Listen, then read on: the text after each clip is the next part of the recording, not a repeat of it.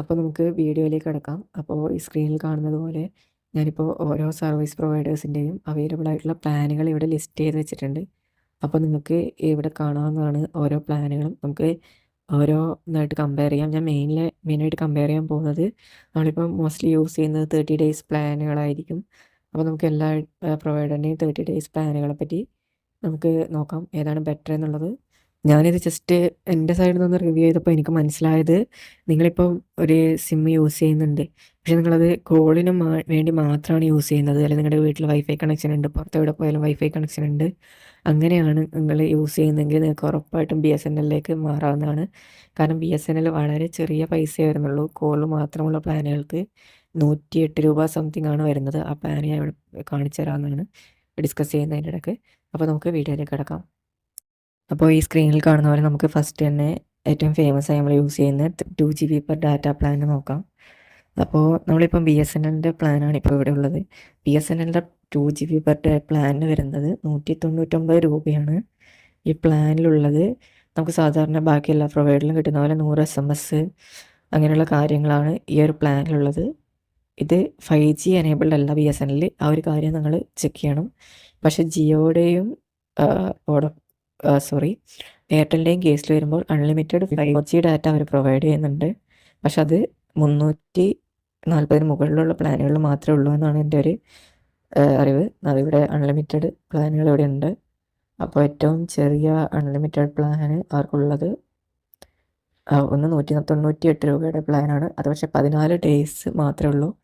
പിന്നെ ഉള്ളൊരു പ്ലാന് 349 രൂപയുടെ പ്ലാന്, അതും 2 GB പെർ ഡേ ആണ്. പക്ഷേ 5G ആണെങ്കിൽ അൺലിമിറ്റഡ് 5G കിട്ടുന്നതായിരിക്കും.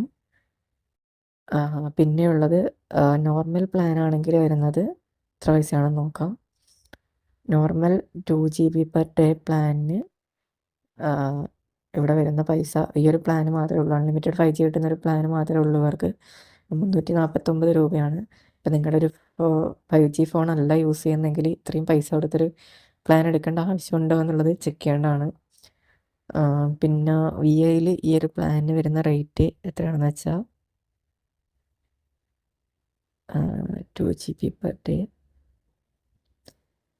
2 GB പെർ ഡേക്ക് VIയിൽ വരുന്ന പൈസ 365ആണ്. എനിക്ക് തോന്നുന്നത് ജിയോക്കാളും കൂടുതലാണ് അവർ തരുന്ന പൈസ. ഇതിൽ ഇവർ പ്രൊവൈഡ് ചെയ്യുന്നത് നൈറ്റ് ഡാറ്റ ഫ്രീ, അങ്ങനെ എന്തോ ഒരു സംഭവമാണ്. അതായത് രാത്രി മൊത്തം നിങ്ങൾക്ക് അൺലിമിറ്റഡ് ആയിട്ട് ഡാറ്റ യൂസ് ചെയ്യാൻ പറ്റും. 1.5 GB ആണെങ്കിൽ 349, എക്സ്ട്രാ 5 GB തരുന്നുണ്ട്. പിന്നെയുള്ള ഇത് എയർടെലാണ്. എയർടെലിലുള്ള 2 GB പെർ ഡാറ്റ പ്ലാനിൻ്റെ റേറ്റ് വരുന്നത്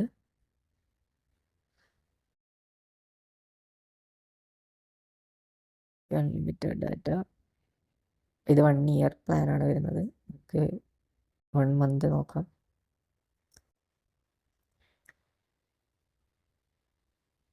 യാ 1 GB പെർ ഡേക്ക് എയർടെൽ വരുന്നത് 379 രൂപയാണ്. VIയിൽ വരുന്നത് 379 തന്നെയായിരുന്നു. കമ്പയർ ചെയ്യുമ്പോൾ VIയും എയർടെലും വെച്ച് നോക്കുമ്പോൾ കുറവ് നമ്മുടെ ജിയോ തന്നെയാണെന്നാണ് തോന്നുന്നത്. ഈ ഡാറ്റ വെച്ച് നമുക്ക് അങ്ങനെയാണ് മനസ്സിലാക്കാൻ പറ്റുന്നത്. ബാക്കിയുള്ള പ്ലാനുകളും ഏകദേശം ഈ ഒരു റേഞ്ചിൽ തന്നെ വരും. നമുക്ക് 1.5 GB നോക്കാം. 1.5 GB ഇവിടെ വരുന്നത് 349 രൂപയാണ്. VIയിൽ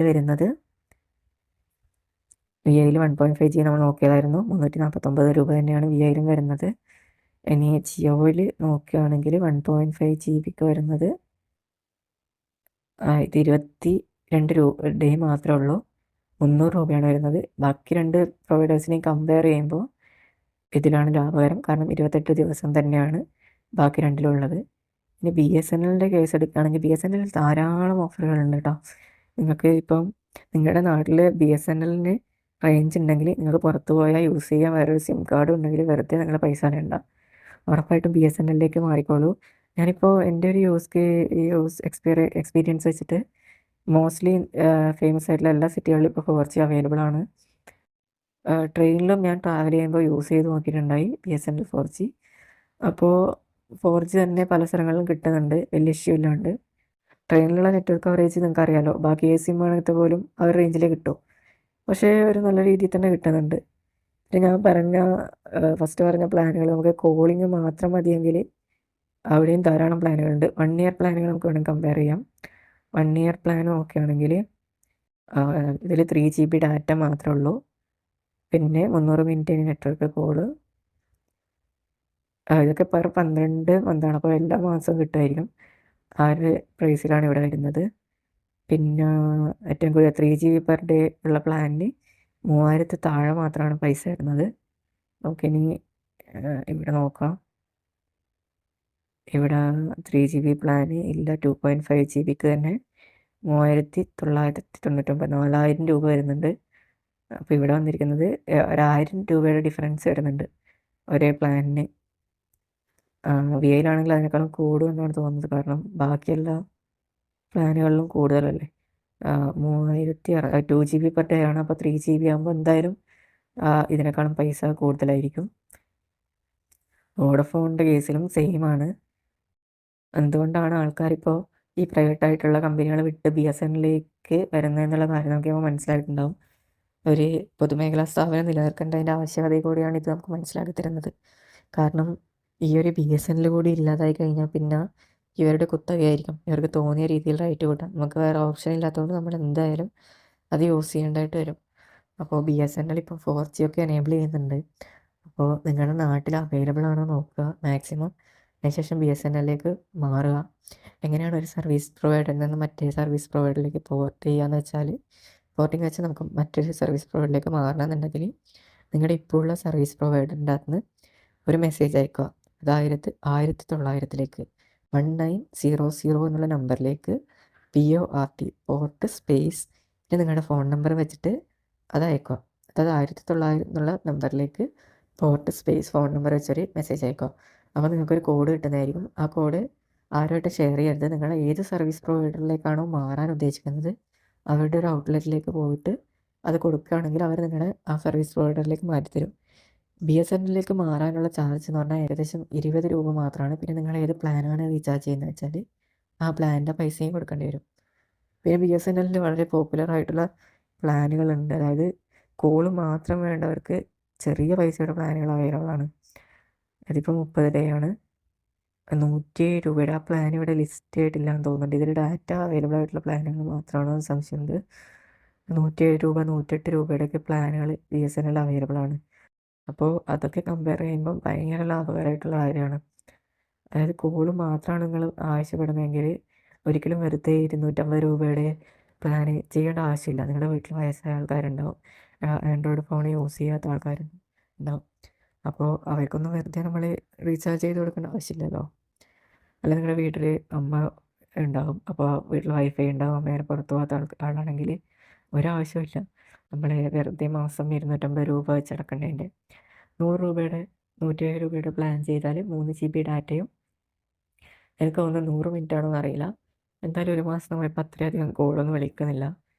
അങ്ങനെ വിളിച്ചാൽ തന്നെ നമുക്ക് ആഡ് ഓൺ പാക്കുകളും അവൈലബിൾ ആണ്. അതിനനുസരിച്ച് നമുക്ക് റീചാർജ് ചെയ്യാവുന്നതാണ്. അപ്പോൾ എൻ്റെ ഒരു ഒപ്പീനിയൻ വെച്ച് പറയുകയാണെങ്കിൽ നിങ്ങളുടെ നാട്ടിലും പിന്നെ നിങ്ങൾ വർക്ക് ചെയ്യുന്ന ഏരിയകളിലൊക്കെ BSNL അത്യാവശ്യം റേഞ്ച് ഉണ്ടെങ്കിൽ BSNLിലേക്ക് മാറുന്നതിനായിരിക്കും സേഫ്. ഇപ്പം ഞാൻ ഇപ്പോൾ എറണാകുളത്ത് പോയിട്ടുണ്ടായി. അപ്പോൾ എറണാകുളത്ത് ഞാൻ നോക്കിയപ്പോൾ BSNL 4Gക്ക് അത്യാവശ്യം നല്ല റേഞ്ച് തന്നെയുണ്ട്. നിങ്ങൾക്കിതെങ്ങനെ ചെക്ക് ചെയ്യാന്ന് വെച്ചാൽ നിങ്ങൾ ധൃതി പിടിച്ച് BSNLിലേക്ക് മാറുന്നതിന് മുന്നേ പിന്നെ ഒരു കാര്യം കൂടി പറയാം. ഇപ്പോൾ BSNL 4G ടെസ്റ്റിംഗ് നടന്നുകൊണ്ടിരിക്കുന്നതാണ്. അപ്പോൾ എല്ലാ സമയത്തും 4G നെറ്റ്വർക്ക് കാണിക്കണമെന്നില്ല. ടെസ്റ്റിംഗ് ആയതുകൊണ്ട് അവർ ചില സമയങ്ങളിൽ അവൈലബിൾ അല്ലാത്ത അവസ്ഥയും വന്നിട്ടുണ്ട് എനിക്ക്. അപ്പോൾ നിങ്ങൾ കുറച്ച് കാലം വെയിറ്റ് ചെയ്തിട്ടാണെങ്കിലും നിങ്ങളിപ്പോൾ നെറ്റ്വർക്ക് യൂസ് ചെയ്യാത്ത ആളാണെങ്കിൽ ഉറപ്പായിട്ടും ഇപ്പോൾ തന്നെ മാറാം. അല്ലാതെ നിങ്ങളിപ്പോൾ നെറ്റ്വർക്ക് യൂസ് ചെയ്യുന്ന ഒരാളാണെങ്കിൽ കുറച്ചുകൂടി വെയിറ്റ് ചെയ്തിട്ട് മാറുന്നതായിരിക്കും സ്യൂട്ടബിളും. അല്ലെങ്കിൽ നിങ്ങൾ സെക്കൻഡറി ആയിട്ടൊരു സിം യൂസ് ചെയ്യുന്നുണ്ടെങ്കിൽ അത് BSNLിലേക്ക് മാറാം. ഇപ്പോൾ ബാക്കിയുള്ള സിമ്മുകളൊക്കെ നമ്മൾ ഒരു മാസം റീചാർജ് ചെയ്തില്ലെങ്കിൽ അവർ ഇൻകമിങ് കോളൊക്കെ കട്ട് ചെയ്യും. BSNL ആ ഒരു ഇഷ്യൂ ഒന്നുമില്ല. ചെറിയ പൈസക്ക് റീചാർജ് ചെയ്ത് നമുക്ക് വാലിഡിറ്റി എക്സ്റ്റെൻഡ് ചെയ്യാൻ പറ്റുന്നതാണ്. അപ്പോൾ ഞാൻ ഇന്നൊരു സൈറ്റ് പരിചയപ്പെടുത്താം. നിങ്ങളുടെ ഫ്രണ്ട് ഇപ്പോൾ BSNL യൂസ് ചെയ്യുന്നുണ്ട്. അപ്പോൾ നിങ്ങൾക്ക് അവൻ്റെ സ്പീഡ് എങ്ങനെ ടെസ്റ്റ് ചെയ്യാമെന്ന് വെച്ചാൽ ജസ്റ്റ് fast.com എന്നുള്ള സൈറ്റ് പോവുക. ഞാനിപ്പോൾ കേരള വിഷൻ്റെ ബ്രോഡ്ബാൻഡാണ് യൂസ് ചെയ്യുന്നത്.